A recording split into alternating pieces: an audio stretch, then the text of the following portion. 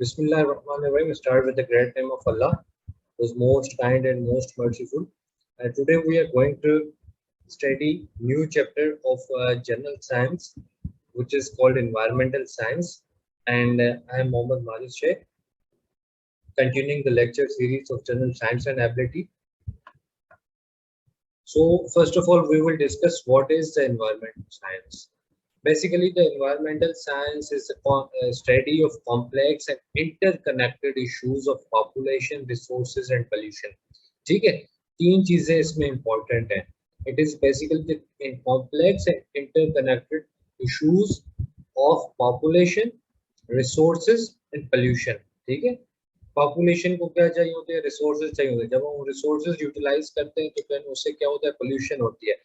तो इन चीजों को, ये चीजें कैसे एक्सप्लॉइट कर रही हैं हमारे एटमॉस्फेयर को, हमारे एनवायरनमेंट को, इनके इम्पैक्ट्स क्या होते हैं और इनको हम कर्टेल कैसे कर सकते हैं. तो इनकी स्टडी को हम क्या कहेंगे, एनवायरमेंटल साइंस कहेंगे. ठीक है जी. एनवायरनमेंट के चार सेगमेंट्स होते हैं basically. The first segment is called atmosphere, hydrosphere, lithosphere and biosphere. ठीक है, तो एक एक करके हम इन चीजों को डिस्कस करेंगे. एटमॉस्फेयर वो है जो हम यानी कि बचपन से डिस्कस करते आ रहे हैं कि एटमॉस्फेयर प्रेशर हमने डिस्कस किया होता है, उसके पार्ट्स वगैरह, उसके लेयर्स वगैरह डिस्कस हमने किए होते हैं. तो आए आज हम इसको डिटेल में थोड़ा स्टडी करेंगे. Atmosphere, it refers to the protective blanket of gases which are surrounding that. तो ये एक ब्लैंकेट है which is made up of gases and which surrounds earth. ठीक है, in detail we will discuss which are these gases and how they are surrounding earth and how they are protecting the earth. Basically these what is the function of these gases? The function of these gases is to absorb most of the cosmic rays from outer space and a major portion of the electromagnetic radiations from the sun. तो जितने भी हमारे यानी कि सन से basically ultraviolet radiations या electromagnetic radiations या cosmic rays जितने भी डायरेक्टली हमारे सन से आते हैं, तो मैं पहले भी डिस्कस कर चुका था ग्रीन हाउस गैस इफेक्ट में कि क्या होता है ग्रीन हाउस गैस इफेक्ट. आगे जाके भी इंशाल्लाह हम उसको डिस्कस करेंगे दोबारा से कि ग्रीन हाउस गैसेस क्या होती हैं, ग्रीन हाउस गैस इफेक्ट क्या होता है and how it is impacting our environment, impacting our atmosphere and creating global warming. तो ये जो हमारा लेयर होता है बेसिकली जो एटमॉस्फेयर होता है, इसमें डिफरेंट गैसेस होती हैं जो प्रोटेक्ट करती हैं. और ये डायरेक्ट वैसे अगर इलेक्ट्रोमैग्नेटिक या कॉस्मिक रेज इधर आ जाए अगर जमीन पे, फिर तो ये हो सकता है कि काफी मसले पैदा हो सकते हैं, इंसान जात के लिए मसले पैदा हो सकते हैं, ह्यूमंस के लिए, एनिमल्स के लिए, प्लांट्स के लिए. तो सादा अल्फाज में हम ये कह सकते हैं कि जो दुनिया सरवाइव नहीं कर पाएगी, या अर्थ पे जो जिंदगी है वो सरवाइव नहीं कर पाएगी. तो जितनी हमें लिमिटेड क्वांटिटी चाहिए होती है वो हमें ये एटमॉस्फेयर प्रोवाइड करता है, बाकी चीजें फिल्टर आउट करके. अब ओजोन जो है, जैसे फॉर एग्जांपल ओजोन एटमॉस्फेयर का हिस्सा है, वो ओजोन क्या करता है, फिल्टर आउट करता है और वापस भेज देता है बाकी लेयर्स. ठीक है जी. तो इसमें अब प्रिंसिपल एटमॉस्फेयर के प्रिंसिपल कॉन्स्टिट्यूएंट्स यानी कौन सी, जैसे मैंने आपको बताया कि ये ब्लैंकेट ऑफ गैसेस है, तो गैसेस कौन सी है, और तो उसमें तीन किस्म की आ जाती है. एक तो हो गई आपकी नाइट्रोजन, ऑक्सीजन एंड बाकी जो है 1% रिमेनिंग जो है वो एटमॉस्फेरिक गैसेस कहलाती है या नोबल गैसेस कहलाती है. इसमें नियोन आ जाती है फला. ठीक है, तो इसमें 100% को अगर हम डिवाइड करेंगे तो उसमें 78% नाइट्रोजन का हिस्सा है, 21% किसका हिस्सा है, ऑक्सीजन का है, और 1% नोबल गैसेस का हिस्सा है. अच्छा जी. तो जो अच्छा आगे हम आ जाते हैं कि जो डेंसिटी है एटमॉस्फेयर की, the density of the atmosphere and the atmospheric pressure decreases sharply with the increasing altitude as a consequence of gas laws and gravity. अब जो आपके दो इधर कॉन्सेप्ट है बेसिकली, डेंसिटी का आपको पता है, डेंसिटी ऑफ द एटमॉस्फेयर क्या चीज होती है और एटमॉस्फेरिक प्रेशर क्या होता है, ये मैं आगे जाके आपको बताऊंगा. ठीक है, तो ये दोनों डिक्रीज हो जाते हैं जब आपका अल्टीट्यूड इंक्रीज होता है.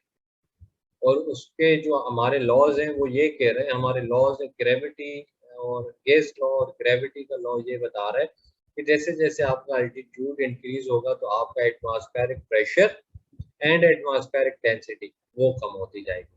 तो ये जो पॉइंट है आपका एमसीक्यूज के ब्याफ पे, एमसीक्यूज की बेसिस पे बहुत अच्छा एमसीक्यू है, आपको आ सकता है नॉलेज में।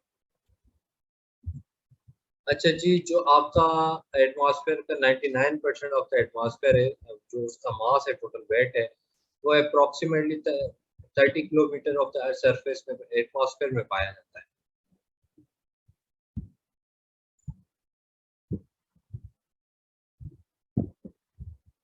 जैसे हम आगे जाके आगे पढ़ेंगे कि एटमॉस्फेयर के डिफरेंट लेयर्स हैं, जैसे ट्रोपोस्फेयर हो गया, मीजोस्फेयर हो गया।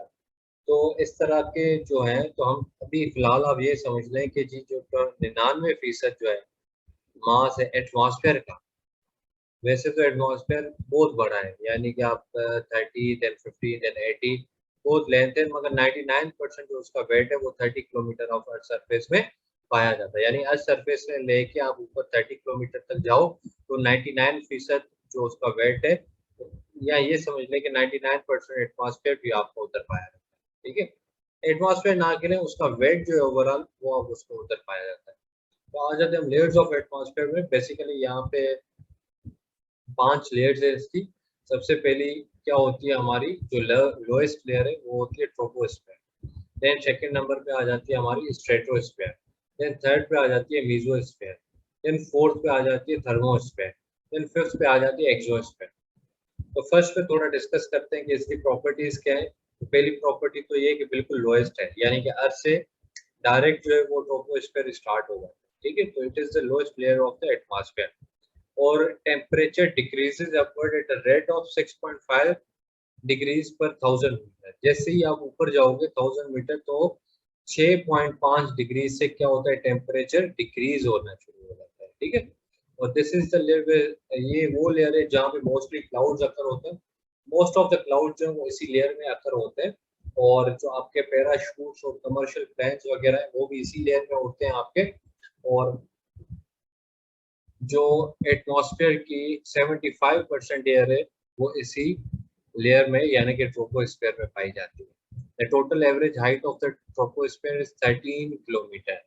ठीक है, तो जैसे हमने पिछली स्लाइड में पढ़ा कि जो ओवरऑल 99% जो है वेट उसका अपना एटमॉस्फेयर का, वो 30 किलोमीटर तक लाया करता है। तो उस 30 किलोमीटर से 13 किलोमीटर यानी 13 किलोमीटर ट्रोपोस्फेयर का हिस्सा है। और इसमें दूसरी खास बात ये कि 75% of the all air in the atmosphere is contained by the troposphere. अच्छा, सेकंड पे आ जाते हैं स्ट्रेटोस्फेयर। इसकी कुछ प्रॉपर्टीज ये हैं कि जैसे ही आप ये जो है 13 किलोमीटर से लेके आगे चला जाता है 50 किलोमीटर तक, तो इसमें जो है हमने जो पढ़ी 99% वाली, वो इसके अंदर ही आ जाती है। ठीक है, स्ट्रेटोस्फेयर में।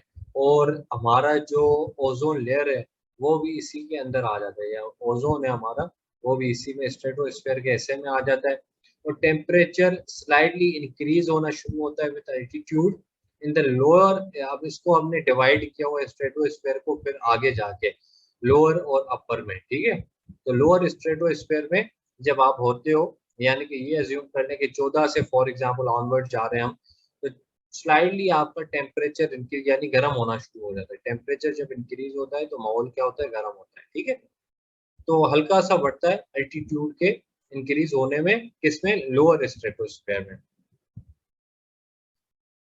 और जब आप ओजोन लेयर में जाते हो तो वो ज्यादा बहुत तेजी से रैपिडली टेम्परेचर इंक्रीज होना शुरू हो जाता है। ठीक है, मगर जो अपर वाला पार्ट है स्ट्रेटोस्फेयर का, वो उस पे टेम्परेचर वैसा ही रहता है जैसा आपके सरफेस पे टेम्परेचर होता है। ठीक है, तो ये laws of gravity, gravity laws की वजह से या गैस लॉज की वजह से ये आप डिटरमिन कर सकते हैं चीजें।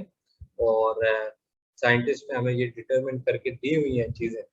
ठीक है जी, तो आ जाते हैं अब। अच्छा, जो चौथी इसकी पॉइंट ये कि सुपरसोनिक प्लेन्स जो है आपके, जो फाइटर जेट्स वगैरह होते हैं वो भी इसी रीजन में फ्लाई करते हैं। यहाँ पे वेदर बलून्स जो है वो भी इसी में फ्लाई करते हैं। मीजोस्फीयर आ जाता है, ये थर्ड लेयर है। ये लेयर जो 50 किलोमीटर से 80 किलोमीटर तक की रेंज तक जाता है। और टेम्परेचर डिक्रीज होता है जैसे ही आपका अल्टीट्यूड इंक्रीज होता है, ठीक है। और टेम्परेचर डिक्रीज कहाँ तक हो सकता है, -90 डिग्री तक डिक्रीज हो सकता है। और this is called the coldest layer of atmosphere, क्या, this is called the coldest layer of atmosphere. देन आपका आ जाता है फोर्थ, थर्मोस्फेयर। थर्मोस्फेयर से जैसे फॉर एग्जांपल अब मैंने जैसे बताया ये 13 किलोमीटर तक है ट्रोपोस्फेयर हमारा, स्ट्रेटोस्फेयर हमारा फिर 50 किलोमीटर तक है। 50 किलोमीटर से आगे हमारा मीजोस्फेयर हो जाता है 80 किलोमीटर तक। 80 किलोमीटर से आगे जो है हमारा क्या हो जाता है, थर्मोस्फेयर स्टार्ट हो जाता है। अब इसमें टेम्परेचर फिर से बढ़ना शुरू हो जाता है। ये क्या था, कोल्डेस्ट था। 80 किलोमीटर से आप ऑनवर्ड जाओगे, आपका टेम्परेचर शूट करना हो जाएगा, शुरू हो जाएगा। और इसमें जो है इसके इवेंट्स जो है इसमें बेसिकली कौन सी चीजें पाई जाती है, वो पोलर लाइट्स, स्पेस प्रॉब या सैटेलाइट्स जो है वो आपकी, जैसे आपकी सैटेलाइट नासा वगैरह सैटेलाइट्स वगैरह सेंड जो करता है तो वो किधर जाके रुकती है, थर्मोस्फेयर एरिया में रुकती है। देन हम आ जाते हैं एक्सोस्फेयर पे। ये एक्सोस्फेयर वो रीजन है जो आपका थर्मोस्फेयर की लिमिट से बाहर का रीजन है। यहाँ इसको हम ये भी कह सकते हैं कि it is the outer limit of atmosphere, ठीक है। अब इसको आप थोड़ा बाय पिक्चर समझने की कोशिश करें कि दिस इज बेसिकली अर्थ, ये अर्थ है बेसिकली। तो ये हमारा जो है ये जो ब्लू है जहाँ पे ये जेट भी चल रहा है, अपना एयरप्लेन भी चल रहा है, क्लाउड्स भी है और ये बलून भी है, तो ये हमारा ट्रोपोस्फेयर है। ये हमारा पहला लेयर है और ये यहाँ से लेके 13 किलोमीटर तक है। तो इसमें बाय पिक्चर आप अंदाजा लगा सकते हो कौन कौन सी चीजें इसमें अवेलेबल है। इसके बाद फिर ये जो आ जाती है हमारी लाइन है, ये ओजोन लेयर कहलाती है। देन ओवरऑल दिस जो है इससे ये थोड़ा लाइट ब्लू है, ये जो ओवरऑल रीजन है ये थोड़ा उससे तेज ब्लू है, ये स्ट्रेटोस्फेयर कहलाता है। स्ट्रेटोस्फेयर को आपको याद होगा हमने 3 हिस्सों में फिर डिवाइड किया था। ये जो नीचे वाला हिस्सा है इसमें क्या होगा कि जैसे ही आपका अल्टीट्यूड इंक्रीज होगा, टेम्परेचर इंक्रीज होगा, मगर स्लाइट इंक्रीज होगा, स्लाइट इंक्रीज आएगा। ओजोन लेयर में फिर क्या आएगा, नॉर्मल आएगा, ठीक है। नॉर्मल नहीं, सॉरी, आपका रैपिड आता है। यानी कि जिस तरह से आपका अल्टीट्यूड ओजोन लेयर में चेंज होगा, क्योंकि यहाँ पे गैसियस होता है ये लेयर, तो आपका फिर क्या होगा, टेम्परेचर रैपिडली राइज होगा। मगर इसमें अब स्ट्रेट ओजोन लेयर को हम क्रॉस करके आगे जाएंगे जो लेयर है, उसमें फिर क्या होगा, अल्टीट्यूड के चेंज होने से टेम्परेचर यानी कि वैसा रहेगा जैसे सरफेस पे है टेम्परेचर, अर्थ के सरफेस पे, ठीक है। इसके बाद हम फिर ये यहाँ तक क्या था, ये 13 किलोमीटर तक था और ये 50 किलोमीटर तक था। फिर 50 से 80 किलोमीटर तक क्या था, मीसोस्फीयर, ठीक है जी। इससे फिर क्या है, ये करमान लाइन है, करमान लाइन को हम फिर स्टडी करते हैं आगे, मैंने इसके लिए बनाया है आपको। देन आपका ये थर्मोस्फेयर है, जैसे इसमें मैंने आपको बताया सैटेलाइट्स वगैरह ये वो आगे पीछे इसी में होते हैं। अच्छा, थर्मोस्फेयर के बाद मोस्टली हमारा क्या होता है, एटमॉस्फेयर खत्म हो जाता है। मगर एक और बाकी हमारी चीज बच जाती है जो कि एक्सोस्फेयर है। ये भी बेसिकली पार्ट ऑफ आर उसका एटमॉस्फेयर है, मगर it is considered to be the last line of our last limit of our atmosphere, ठीक है जी।